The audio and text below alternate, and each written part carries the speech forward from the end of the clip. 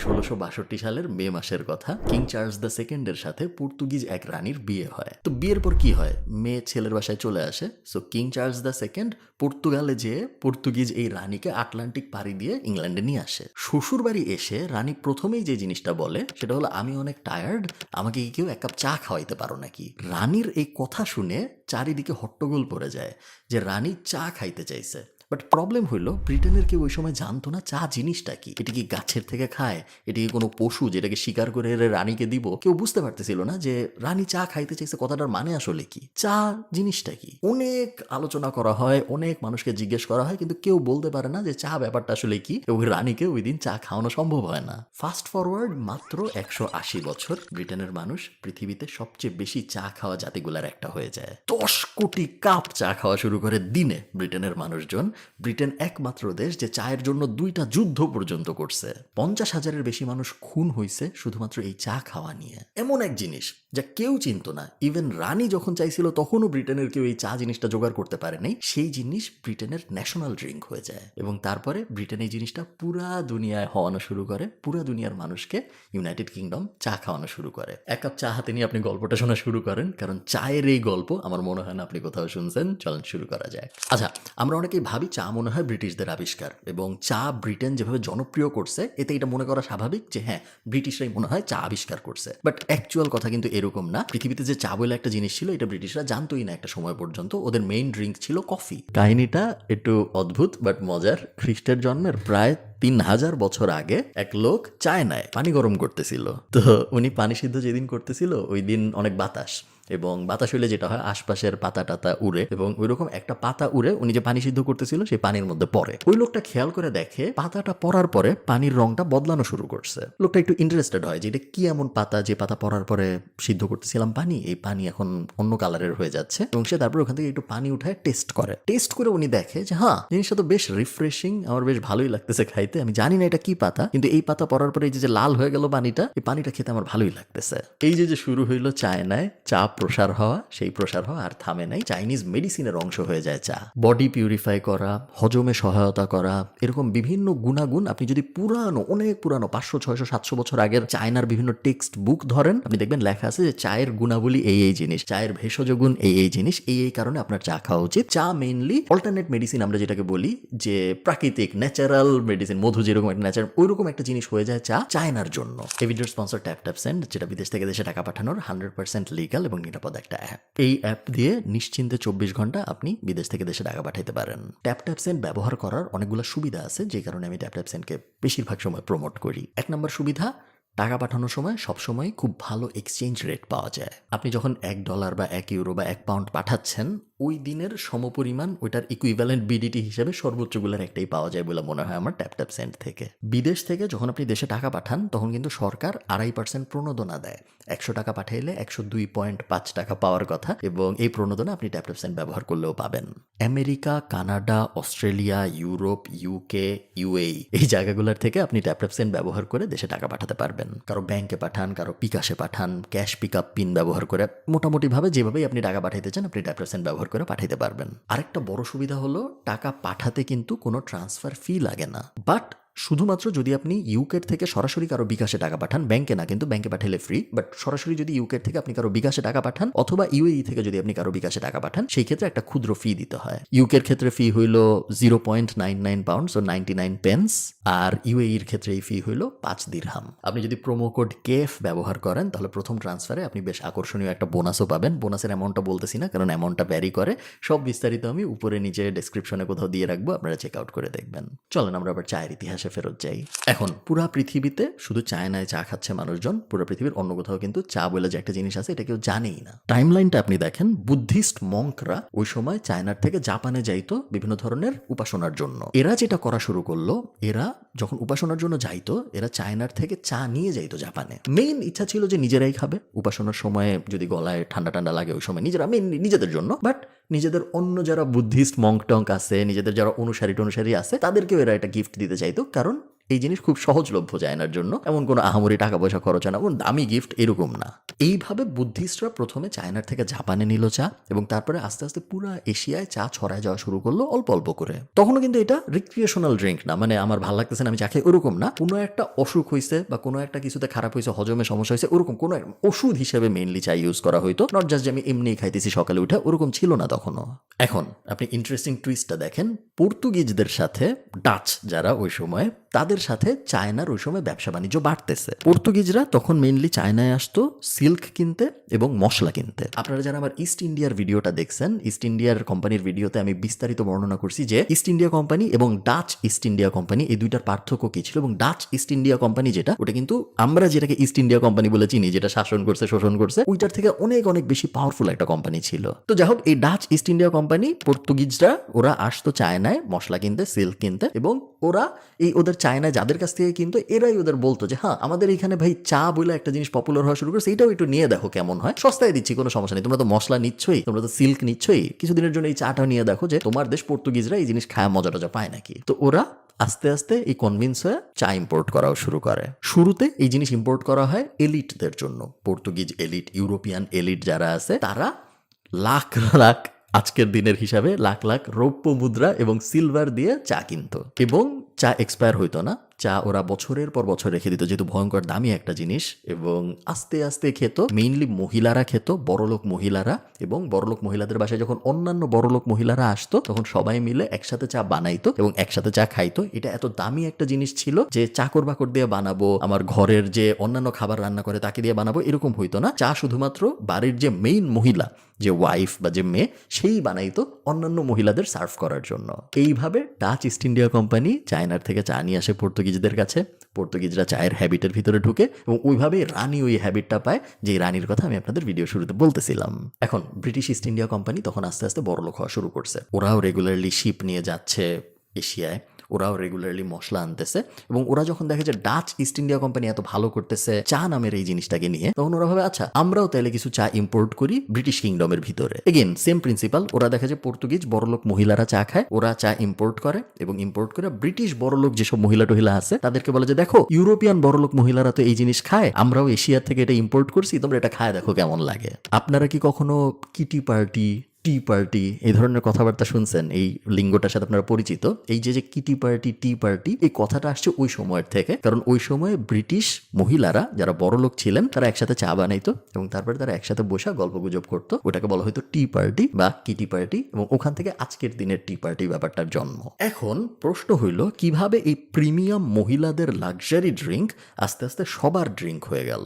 আমি যে সময়ের কথা বলতেছি এই সময়ে মেয়েরা খেত চা, তাও খুব কম যেহেতু অনেক দামি জিনিস, আর ছেলেরা মেইনলি খেত কফি এবং বিয়ার। কফির এবং বিয়ারের দুইটারই কিছু বড় বড় সমস্যা ছিল। কফির মেইন সমস্যা যেটা ছিল সেটা হলো কফি বানানো অনেক কঠিন। কফি ওই সময়ে মানে বড় বিন থেকে গ্রাইন্ড করে ছোট বিন কফির যে গুঁড়া আমরা খাই, ওই প্রসেস অত সহজ ছিল না ওই সময়। আর বিয়ারের বা অন্যান্য মদের যে প্রবলেমটা ছিল সেটা হলো ওগুলা খাইলে আপনি আর নর্মালি চিন্তা করতে পারেন আপনি মাতাল হয়ে যাইতেন, এবং মাতাল হয়ে যাওয়া মানে কি, আপনি যদি দিনে দুপুরে মাতাল হয়ে যান আপনি কলকারখানায় কাজ করতে পারবেন না। ছেলেদের জন্য বড় একটা সমস্যা ছিল, কারণ ছেলেরা তো কাজ করতো ওই সময়ে।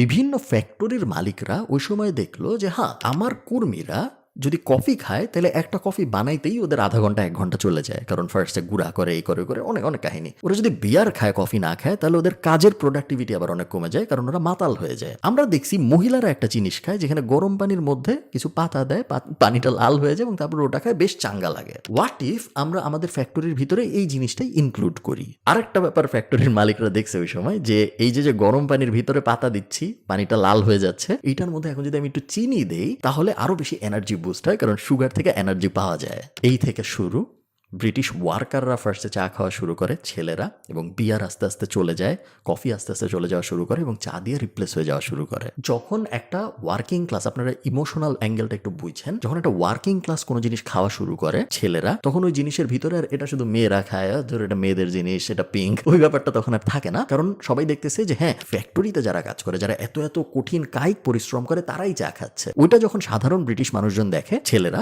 তখন তারা বলছে হ্যাঁ ঠিক আছে, ফ্যাক্টরিতে যে কাজ করতেছে, যার এত মাসেল, যে এত কঠিন পরিশ্রম করছে, সে যদি চা খাইতে পারে আমি কেন খাবো না, আমিও খাবো। চা আস্তে আস্তে ব্রিটিশ হাউস হোল্ড নেম হয়ে যায়, প্রত্যেকটা পরিবার চা খাওয়া শুরু করে, ছেলে মেয়ে সবাই। যখন চা আস্তে আস্তে সবার ড্রিঙ্ক হয়ে যায়, তখন ইস্ট ইন্ডিয়া কোম্পানিরও ব্যবসা আস্তে আস্তে বদলায় যাওয়া শুরু করে। আগে ওরা মশলা আনতো, সাথে অল্প একটু চা। এখন ওরা দেখা যায় মেনলি চাই আনতেছে, সাথে অল্প একটু সিল্ক, অল্প একটু মশলা, অন্যান্য জিনিসপত্র। ব্রিটিশ সরকার যখন দেখে যে মানুষ এরকম পাগলের মতো চা খাচ্ছে, ব্রিটিশ সরকার যে খারাপ, ওরা সবসময়ের মতো সেম কাজই করে, ওরা বিশাল একটা ট্যাক্স বসায়। এমনিই চা দামি জিনিস ছিল, এরপরে ব্রিটিশ সরকার যখন ট্যাক্স বসায়, চা হয়ে যায় আরো দামি জিনিস। এরকম একটা দামি জিনিস যেটা মানুষ খাইতে চাচ্ছে কিন্তু খাইতে পারতেছে না, এরকম জিনিসের এরকম কাহিনী যখন হয়, তখন কি হয় বলেন তো? ড্রাগের সাথে এক্স্যাক্টলি যা হয়, চায়ের সাথেও তাই হওয়া শুরু হয়। মানুষজন চা স্মাগলিং করা শুরু করে, পর্তুগাল থেকে, ইউরোপের অন্যান্য রিজিয়ন থেকে স্মাগল করে করে গোপনে চা নিয়ে আসা হয় ব্রিটিশ কিংডমে। ইল্লিগাল জিনিসপত্র, চায়ের মধ্যে ঘাস মিশানো, চায়ের মধ্যে অন্যান্য গাছের পাতা মিশানো। ড্রাগের সাথে যেটা হয় যে আপনি যদি অন্য একটা রাস্তার কোনার একজনের কাছ থেকে ড্রাগ কিনেন, আপনি কি আসলে ভালো ইয়াবা পাইতেছেন নাকি ওটার মধ্যে খারাপ জিনিস আছে কে জানে, সেম জিনিস হওয়া শুরু হয় চায়ের সাথে। চা খায়া মানুষ মারা যাওয়া শুরু করে ওই সময়। বলা হয় ব্রিটিশরা ওই সময় যত চা খেত তার আপ টু 50% ছিল স্মাগল করা ইল্লিগাল চা।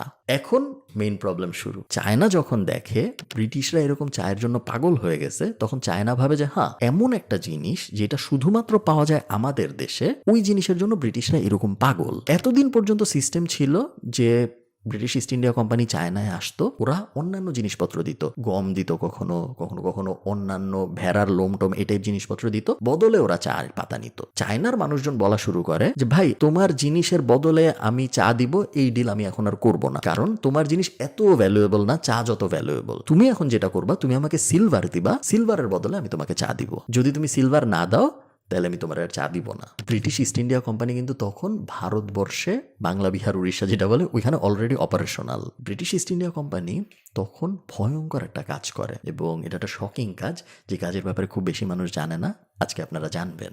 ওরা বাংলা, বিহার, আসাম এই অঞ্চলগুলায় ওপিয়ামের চাষ করা শুরু করে। ওপিয়ামের বাংলা হলো আফিম। চাষিদেরকে বাধ্য করা হয় যে তুমি চাল ফলাবা না, তুমি ডাল ফলাবা না, তোমার জমি টমি যা আছে সবকিছুতে তোমার শুধুমাত্র আফিমের চাষ করতে হবে। নীল চাষ নিয়ে আপনারা অনেক কাহিনী শুনছেন না, যে নীল রঙের জন্য, নীল চাষ করানোর জন্য আঙ্গুল কাটে দেওয়া হইতো চাষিদের। এটা তার অনেক আগের কাহিনী। প্রথমে কিন্তু আফিম চাষ করানো হয় ওদের দিয়ে। টুইস্টটা কি করছে ওরা দেখেন, ওরা ফার্স্টে বাংলা, বিহার, আসাম এই অঞ্চলগুলো আফিম চাষ করাইতো, আফিম নিত, চায়নায় যায় এই আফিম বিক্রি করে সিলভার নিত। আফিম তো ইল্লিগাল একটা জিনিস চায়নায়, সো ইল্লিগাল ড্রাগ লর্ডদের কাছে ওরা ফার্স্টে আফিম বেচতো, ড্রাগ লর্ডদের কাছ থেকে সিলভার নিত। ওরা কিন্তু অলরেডি চায়নায়, চায়নার ড্রাগ লর্ডদের কাছ থেকে ওরা সিলভার নিচ্ছে। এরপরে ওই সিলভার আবার চায়নার ব্যবসায়ীদের দিয়ে ওখান থেকে চা নিত। সো মেইনলি ওরা আসলে আফিম দিয়েই চা নিচ্ছে, কিন্তু ফার্স্টে আফিম দিয়ে সিলভার নিচ্ছে, তারপরে আবার সেই সিলভার দিয়ে চা নিচ্ছে। এই মাছের তেলে মাছ ভাজার সিস্টেমটা করতে যায় ইস্ট ইন্ডিয়া কোম্পানি দুইটা ভয়ঙ্কর ক্ষতি করে। এক নাম্বার ক্ষতি হলো, এই সময় ভারতবর্ষের চাষিদের ভয়ঙ্কর খারাপ অবস্থা হয়ে যায়, সব জমি টমি নষ্ট হয়ে যায় আফিম চাষ করতে যায়, এটা এক নাম্বার। সেকেন্ড, চায়নার মানুষজন ড্রাগে আসক্ত হয়ে যাওয়া শুরু করে, কারণ আফিম দিয়ে ছায়া ফেলা হয় চায়নাকে। একটা সময় যায় দেখা যায় চায়নার প্রায় 1 কোটি মানুষ আফিমে আসক্ত। এবং এই জিনিস যখন চলতে থাকে, তখন চায়না যা করে সবারই তাই করার কথা। চায়না আফিমের বিরুদ্ধে বা ড্রাগের বিরুদ্ধে যুদ্ধ ঘোষণা করে, যেটাকে বলা হয় পৃথিবীর প্রথম ড্রাগের বিরুদ্ধে কোনো সরকারের যুদ্ধ ঘোষণা করা। কোটি কোটি টাকার আফিম পুরানো হয়, ব্রিটিশ জাহাজ আটকায় ফেলা হয়, যে জাহাজ আফিম নিয়ে আসতো। কয়েকটা জাহাজও পুরায় ফেলা হয় ব্রিটিশ, এবং কিছু ব্রিটিশদের আটকও করা হয়, যদিও পরে ছেড়ে দিতে হয়। ব্রিটিশরা তখন কি করে জানেন?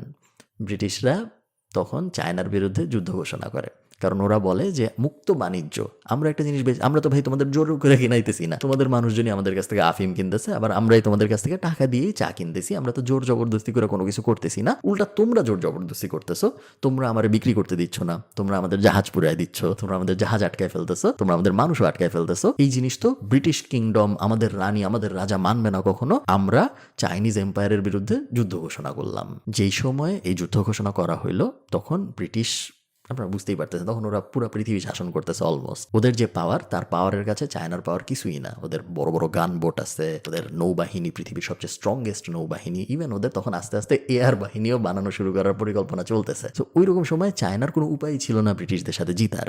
যুদ্ধ হয়, প্রায় 20,000 মানুষ মারা যায়, মোস্টলি চাইনিজ মানুষজন, এবং ব্রিটিশরা এই যুদ্ধে জিতে। ব্রিটিশরা যখন এই যুদ্ধে জিতে, ব্রিটিশরা কি করে জানেন?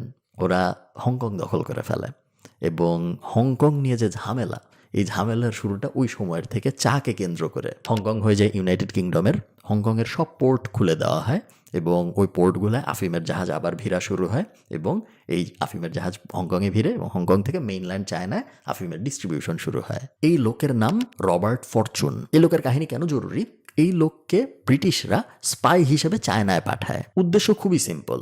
দেখেন, মেইন প্রবলেম কিন্তু এখনো আছে যে চা পৃথিবীতে শুধুমাত্র চায়নাই হয়, অন্য কোনো জায়গায় হয় না। এখন ব্রিটিশরা তো পৃথিবীর অন্যান্য অনেক জায়গার মালিক, ধরেন পুরো ভারতবর্ষের মালিকই তখন ব্রিটিশরা বলা যায়, যেহেতু ওরা দখল করে রাখছে। আরও পৃথিবীর অন্যান্য অনেক অনেক অঞ্চল, অস্ট্রেলিয়া হাবিজাবি, ওগুলার মালিকও ব্রিটিশরা। তো ওদের মাথায় যে জিনিসটা চলতেছিল যে চা কিভাবে বানানো হয়, চায়ের গাছ টাছ কিভাবে হয়, এই জিনিস যদি আমরা জানতে পারি তাহলে আমাদের চায়নার সাথে আর ট্রেডই করা লাগবে না। আমরা আমাদের অঞ্চলে ফলাবো চা এবং তারপরে আমাদের অঞ্চলে ফলায় আমরা চা খাবো। চায়নার উপর যে ডিপেন্ডেন্সি, যে পৃথিবীতে শুধু চায়নাই চা হয়, এই ডিপেন্ডেন্সিটা আমাদের কমাইতে হবে। চায়না তো বলবে না চা কিভাবে বানানো হয়। এই কারণে রবার্ট ফরচুনকে পাঠানো হয় যে তোমার কাজ, তুমি স্পাই, তুমি যা বুঝা আসবা চা কিভাবে হয়, যদি পারো তাহলে 2-1টা গাছ একদম মানে শিকড় সহ নিয়ে আসবা, যেন এই সেম গাছ আমরা আবার লাগাইতে পারি আমাদের কোনো একটা অঞ্চলে। রবার্ট ফরচুন শুধু যে সফল হয় তা না, ও যে শুধু চায়ের চারা নিয়ে আসে তা না, চায়ের চারা তো আনেই, চায়ের বীজ তো আনেই, একই সাথে চা বানাইতে পারে এবং চায়ের চাষ করে এরকম 2জন চাইনিজ মানুষকেও ঘুষ দিয়ে নিয়ে আসে যে তোমরা আমার অঞ্চলে চলো, তোমরা ব্রিটিশ কিংডমে চলো, তোমাদেরকে অনেক টাকা পয়সা দিব, তোমরা ওখানে যায় চায়ের চাষ করবা। ইন্ডিয়ার আসামে এবং শ্রীলঙ্কার এই 2টা জায়গায় প্রথমে ইংল্যান্ড চায়ের চাষ করা শুরু করে। ইস্ট ইন্ডিয়া কোম্পানি মোটামুটি পাবলিকলি অ্যানাউন্সমেন্ট দিয়ে বলে যে ভাই, আমাদের এখন আর চায়নার উপর ডিপেন্ডেন্সি নাই, চা কেমনে বানাইতে হয় আমরাও জানি, আমাদের কাছেও এখন মানুষ আছে যারা চা কেমনে বানাইতে হয় জানে, গাছগাছালি সবকিছু আমাদের আছে। আমরা এই যে শিলং, আসাম, এসব জায়গায় চায়ের চারা লাগাইছি, মাত্র 1-2 বছর সময় লাগবে, এরপরে চায়নার সাথে আমাদের কোনো আর ডিল করতে হবে না। আপনারা আজকে যে শুনেন আসামের চা অনেক জনপ্রিয়, আপনারা আজকে যে শুনেন শিলংয়ের চা অনেক জনপ্রিয়, কেন হয়েছে জানেন? কারণ আসামে, শিলংয়ে, আশপাশের এই পুরা বেল্টটায় ব্রিটিশ ইস্ট ইন্ডিয়া কোম্পানি তখন চায়নার থেকে চুরি করে এনে চা লাগাইছে এবং এই জায়গাগুলোয় তারপরে পৃথিবীর প্রথম চায়নার বাইরে কোনো একটা জায়গায় চা হওয়া শুরু করছে এবং তারপরে চায়ের জন্য এই অঞ্চলগুলো জনপ্রিয় হওয়া শুরু করছে। আপনি একটা ব্যাপার চিন্তা করেন, চায়ের মতো একটা জিনিস নিয়ে, একটা ড্রিঙ্ক যেটা দিয়ে নেশা হওয়ার কথাও না, এইরকম একটা ড্রিঙ্ক নিয়ে ব্রিটিশ ইস্ট ইন্ডিয়া কোম্পানি বা ইংল্যান্ড কি কি কাহিনী করলো। হাজার হাজার ফার্মার শেষ করলো, হাজার হাজার জমি শেষ করলো, 50,000-এর বেশি মানুষ খুন হইল, শুধু জানি সবাই চা খাইতে পারে। চায়নার কুন ডাইনেস্টির কিন্তু পতন হয় এই চায়ের কারণে। চা নিয়ে যুদ্ধ করতে যায় ব্রিটিশদের সাথে না পারার কারণে কুন ডাইনেস্টির পতন হয়। ইন্ডিয়া যে ফার্মিংয়ের জন্য বিখ্যাত হওয়া শুরু হয়, এটাও হয় চায়ের কারণে। কারণ আস্তে আস্তে চা ফলানোর কারণে ইন্ডিয়ার ইকোনমি কিছু কিছু অঞ্চলে গ্রো করা শুরু করে এবং ইন্ডিয়ায় যে চাষবাস করে ভালো কিছু করা সম্ভব, এটা ওই সময় আস্তে আস্তে বলা শুরু করে পৃথিবীর সবাই। এবং সবচেয়ে অদ্ভুত ব্যাপার, হংকংকে দখলই করে ফেলে ব্রিটিশ ইস্ট ইন্ডিয়া কোম্পানি বা ব্রিটিশ কিংডম এবং তারপরে কিন্তু অনেক দিন পর্যন্ত হংকং ব্রিটিশদের এম্পায়ারের আন্ডারে থাকে, চায়নার না। এবং এখনও আজকের দিন পর্যন্ত হংকং নিয়ে ঝামেলা আছে, আপনারা জানেন। এই ঝামেলার সূত্রপাত ওই চা নিয়ে ক্যাচাল থেকে। এত অদ্ভুত কাহিনী আমার ধারণা চা নিয়ে যে আছে এটা আপনারা জানতেন না, এই কারণে আমি আপনাদের সাথে শেয়ার করলাম আজকে এই কাহিনী। এবং কাহিনী যে শেষ এরকম না, চা নিয়ে কাহিনী কিন্তু তারপরেও চলছে। আমেরিকা যে আজকে স্বাধীন দেশ, এই স্বাধীন দেশ হওয়ার পিছনে, আমেরিকার স্বাধীন দেশ হওয়ার পিছনেও কিন্তু চায়ের অবদান আছে। যদি আপনারা এই কাহিনী জানতে চান আমাকে কমেন্টে জানাবেন। ভালো থাকেন সবাই, সবার সাথে দেখা হবে পরের ভিডিওতে। ভিডিও শেষ, বাট কুইকলি একটা জিনিস আপনাদের জানায় রাখি, আমার কিন্তু একটা 1-on-1 মেন্টরশিপ প্রোগ্রাম আছে, যেখানে 24 মাস ধরে আমি এবং আপনি একা একা 1-to-1 কনসালটেন্সির মাধ্যমে আপনাকে একটা বিজনেস দাঁড় করাইতে হেল্প করব আমি। এবং পুরোপুরি ফাইন্যান্সিয়াল ফ্রিডমের গ্যারান্টিওয়ালা একটা 1-on-1 মেন্টরশিপ এটা। কারণ 2 বছর পরে যায় বাই এনি চান্স যদি দেখা যায় যে আপনার ওই বিজনেস দাঁড়ায় নাই, তাহলে আমি আপনাকে একটা জব দিব, যেন আপনার কখনোই মনে না হয় যে আপনার ফাইন্যান্সিয়ালি কোনো লস হয়েছে এই মেন্টরশিপ প্রোগ্রামে জয়েন করে। আপনার বাসায় বই পাঠানোর থেকে শুরু করে আপনার যা যা কোর্স লাগবে সব আমি কিনে দিব। মোটামুটিভাবে আপনার পুরা লাইফ সেট করে দেওয়ার জন্যই আমি মেন্টরশিপ প্রোগ্রামটা বানাইছি। সব বিস্তারিত ডেসক্রিপশনে কোথাও দেওয়া থাকবে, আপনারা চেক আউট করে দেখবেন। ধন্যবাদ।